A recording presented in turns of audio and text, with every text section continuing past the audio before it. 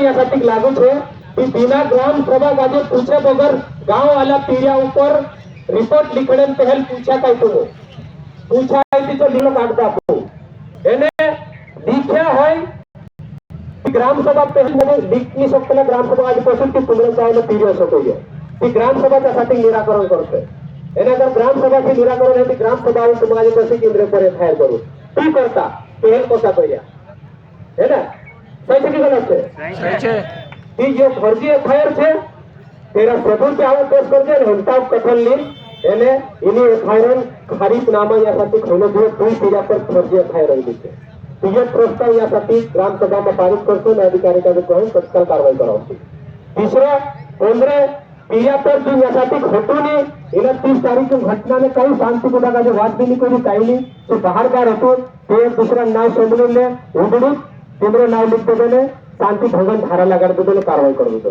तो ये भी या तो सबूत देखाडू की यासाठी खोटा आलो या ते आम्ही सबूत देखाडू की आम्ही यासाठी नाही होता मी ते कारवाई खत्म करून ते आमरी आखा माणसामा इज्जत खराब होणे गाजरे ते आम्ही मानहानी केस करतो ये मागणी नाही रे ती संक्षिप्त में भाई जत्रा भी वक्तावळ वगैरे तुमचे पहिलं निवेदन बोलण्याच्या आखाचे बाकून प्रशासन भी एक समय છે અને તે આપણે કાજે તો ઉલટું કહે કે તમે રાષ્ટ્ર કે तीसरा माणसा राष्ट्र खुल्લું રાખજો હા એક દાડો આપણે કાજે कारवाई હશે તો કોર્ટમાં જાશું તો બી એ સબૂત આપશે એનું કાજે રાष्ट्र खुल्લું बंद करता उनके भी राष्ट्र थाना तक जाने बंद करता ताकि ये सबूत थे कोर्टમાં जाए तो उनको जवाब आपसे का राष्ट्र रोकना करे कि अगले वक्ता के रूप में मैं हमारे युवाओं के आवाज बेरोजगार आंदोलन के लिए हमेशा सक्रिय कार्यकर्ता हमारे बीच में समय से बढ़े एडवोकेट साहब बाकी आमरे वकील से आम्ही भी वकालत करने पाहिजे आम्ही भी नाना मोठा वकील घेऊन गेला तो वकील साहब आमरे बीच में आएगी कि संविधान आदिवासी समाज में अधिकार पर जो गलत हो तेरा पर संक्षिप्त बात करूं विधानसभा अध्यक्ष सामने अपना पक्ष रखते बहुत बहुत धन्यवाद अनिल भाई ये जो सभी साथियों के हाथों में तख्तियां हैं इनको जरा ऊपर उठा लो क्योंकि दिखना चाहिए हमारी मांगे क्या है हमारे नारे क्या है हमारे विचार क्या है ये प्रशासन बहुत दूर दूर जाना चाहिए हमारे बीच वरिष्ठ साथी उपस्थित बड़े भैया विक्रम आचार्य जी सीमा वाजपेयी जी हरसिंह दादा और तमाम संगठन के दादा है हमारे पास उपस्थित है और आप सब युवा पीढ़ी यहाँ पर अपने हक अधिकारों के लिए आए हैं आप सभी का भी मैं अभिवादन करता हूँ साथियों कलसूट में जो घटना हुई है 15-20 दिन के अंदर में 2 घटनाएं हुई है आदिवासी लोगों को मारा गया है सवाल यह नहीं है कि मारा गया मैं प्रशासन से और यहाँ तमाम जितने युवा है आप सबसे एक सवाल पूछना चाहता हूँ ये गलती मारने वाले की भी नहीं है ये गलती प्रशासन की भी नहीं है तो सवाल आप लोगों से पूछना चाहता हूँ कि हमारे क्षेत्र में हमारे जलजंगल जमीन में हमारे जमीन पर हमसे ही करीब पीड़ित रहते हैं फिर भी हमारे लोगों को मारा जा रहा है इसका कारण क्या है ये कारण लेके जाना है आप लोगों को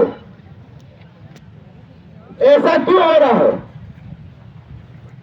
जिस देश में 2023 में सदी में हर युवा के हाथ में संविधान है हर युवा के हाथ में मोबाइल है उसे कानून ज्ञान सब कुछ है फिर वे गांडू पांडू मार के चले जा रहे हैं आदिवासी को इसका कारण क्या है इसका कारण आप सब तारीख ठोकने वाले हैं आप सब पूरा देने वाले हैं ये गलती हम लोगों की है हमारे बिरसा मुंडा ने क्या कहा था जो दूसरा जानेगा उसको और जानने की जरूरत है हमारे प्रकृति रक्षा करने की जरूरत है लेकिन आज वर्तमान में हम क्या करने लगे हमारे हाथ में मोबाइल है उसका हम संविधान के रूप में उपयोग करना तो बंद कर दिए उसे ज्ञान के रूप में उपयोग करना बंद कर दिए लेकिन अब फिर क्या करने लगे हम कौन लड़के कितने ज्यादा ठुमके लगा रहे हैं हम उसके लिए उसको फॉलो कर रहे हैं बोल नहीं सकते कितने लोग हैं जो नहीं फॉलो करते ये, हम समझना ही चाहते इस चीज को।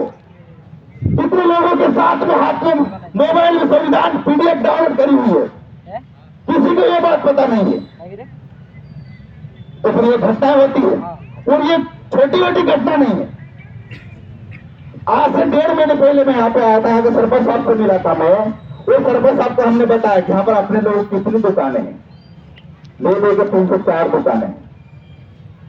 आप लोगों के विरोध में वो लोग पूरा पलसूट बंद कर देते हैं, आप लोगों के विरोध में वो लोग पूरा बरवानी बंद कर, पूरा मध्य प्रदेश बंद कर ताकत रखते। क्यों? क्योंकि उनके पास दुकानें हैं। क्यों? क्योंकि उनका संसाधन है। ये तो दूसरी बात मेरे बोली संसाधन, कि हमारे पास संसाधन कमी है। अनाज पकाने वाले हम, दाल बीज भात पकाने वाले हम, तो हम इनके पर डिपेंड क्यों होते हैं कि हमारे लोगों को में हम ये साधन संसाधन उपलब्ध नहीं करा सकते क्या? क्या हमारे लोगों को हम ये बात नहीं बोल सकते क्या? मैं आज इस मंच से मैं बोलना चाहता हूं पलसूट के तमाम युवाओं से कि जिनके अंदर डेडिकेशन है कि पूरी पलसूट में दुकानें खोल लो आप। मुझे पता है आप लोग पास पैसा नहीं है, लेकिन 15-20 लोग मिलकर देखो, एक पैसा तो 10 लाख को इकट्ठा कर सकते हो ना। हाथ कर 20 लोग नहीं करते। अगर 20 लोग 50-50 हजार इकट्ठा करेंगे 10 लाख हो जाएगा। वो 10 लाख रुपए से आप कोई सी भी दुकान अच्छी खासी खोल सकते हैं। भाई लेने वाले हम लोग, बेचने वाले हम लोग, तो हम दूसरे के पास क्यों जाए? अरे हमारे पुरखाओं ने आत्मनिर्भर बनने का सपना सबसे पहले हमारे पुरखाओं ने देखा था। हमारे पुरखा सिर पर जाते थे, हमारे बूढ़े वाले आज भी बोलते हैं हम शहर में सिर्फ लोन लेने के जाते थे, वरना हम कोई चीज नहीं लेते थे। हमारे खेतों में आज भी साग खाना उगाए जाते हैं, जो दाल से लेकर मिर्ची से लेकर सभी प्रकार के दालों तक हमारे खेतों में उगती थी। लेकिन आज हमारे खेत में कुछ भी नहीं उगता, सब हम लोगों को डिपेंड हो गए। तो सबसे पहले आत्मनिर्भर होने का नारा किसने दिया था? आदिवासियों ने। आत्मनिर्भर होने का सपना और अपनी पीढ़ी को सिखाने का काम किया था हमारे पुरखाओं ने, लेकिन हम उनकी बात नहीं सुने। आज हम इस चीज में इतने अंधे हो गए, पैसे कमाने के लिए इतने अंधे हो गए कि हमने कभी हमारे आने वाली पीढ़ी के लिए सोचा ही नहीं।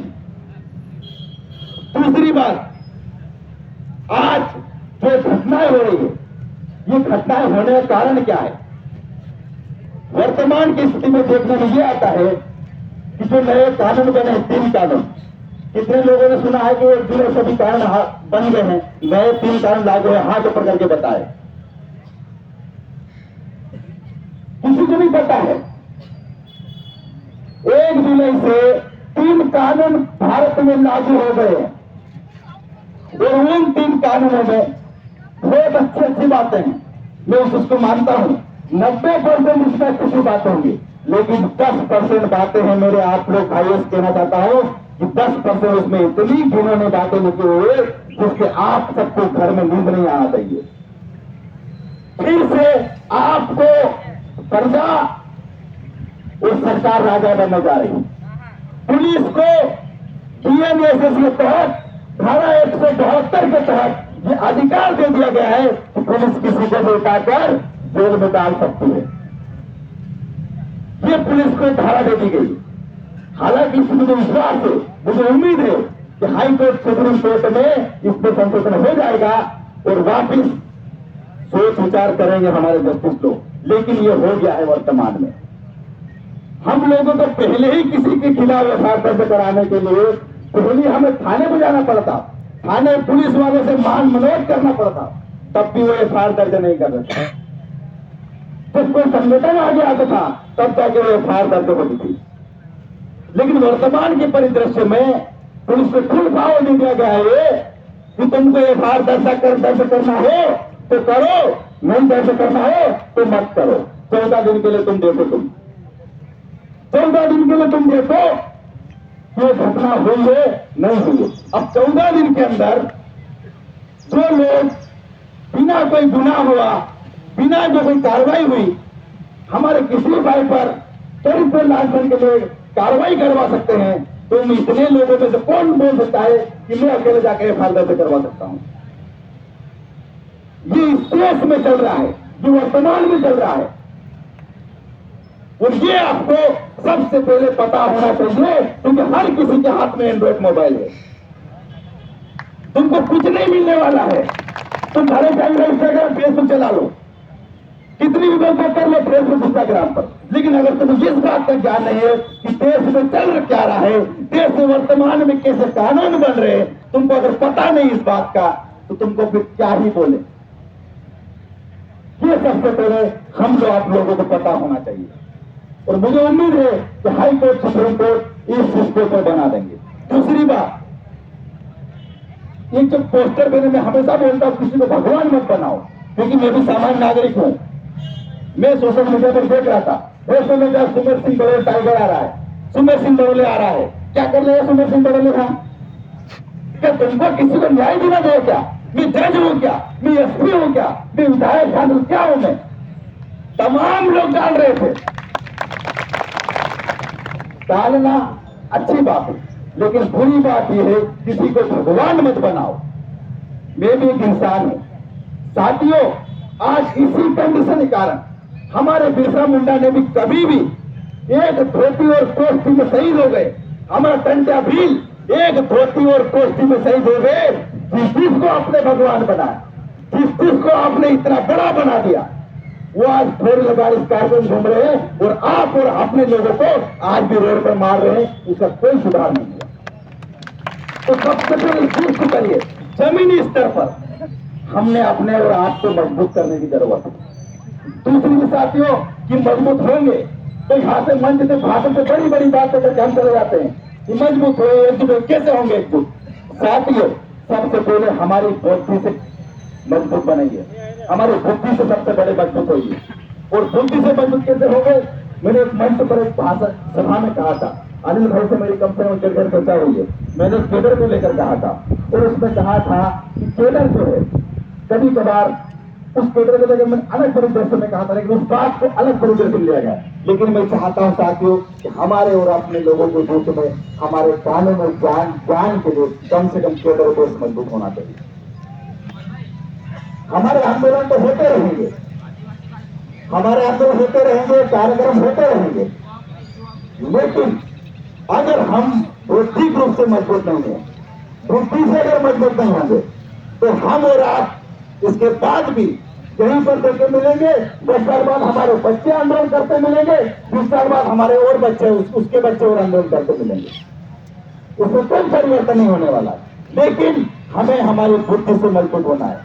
दूसरी चीज, हमारे हक अधिकारों के लिए, और हमारे हक अधिकारों की अगर लड़ाई लड़ना आएगी तो बात कैसे आप लड़ोगे? एक टीआई से बात करने के लिए आप कैसे जाओगे? एक थानेदार से एसपी से बात करने के लिए कैसे बात करोगे? आपको जब कांस्टेबल भी डरा लेता है तो उसके लिए कम से कम आपके पास कानून का ज्ञान होना चाहिए। वर्तमान देश में क्या चल रहा है इस चीज का ज्ञान होना चाहिए। हमारे पास ये क्रांति का दौर है, सोशल मीडिया के दौर है, इस चीज को हम अपने स्तर से इसको उपयोग में ले साथियों। और तमाम साथियों से मेरा आप सबसे निवेदन है कि कम से कम वर्तमान में अपडेट हमेशा रहे कि क्या चल रहा है क्या नहीं चल रहा है। टाइम का ध्यान रखना है। मुझे एंकर महोदय बार बार टोक भी रहे, लेकिन ये कुछ बात है साथियों, मुझे नहीं आता है मुझे बहुत अच्छी बातें करना। मुझे आप लोग सुन लाऊं, आप लोगों को प्यार मोहब्बत की बातें करके जाओ, आप लोग चढ़े के झाड़ को चढ़ा के जाओ, ऐसा मुझे नहीं आता। वो सही है, वो सही है। हमें वास्तविक को समझना पड़ेगा, हमें दिमाग से मजबूत तो होना ही पड़ेगा। तो आपकी लड़ाई लड़ने के लिए कोई नहीं आने वाला है। न बिरसा मुंडा वापस आने वाले हैं, न पंचा भील वापस आने वाले हैं, कोई नहीं आने वाला है। आपको अपने हक अधिकारों की लड़ाई आपको अपने आप से लड़ना पड़ेगा, कोई लड़ने वाला नहीं है। ये कुछ मोटा मोटी बातें साथियों, मैं नारा देकर अपने बात को यहीं खत्म करूंगा। लड़ेंगे, आवाज दो। बहुत बहुत धन्यवाद।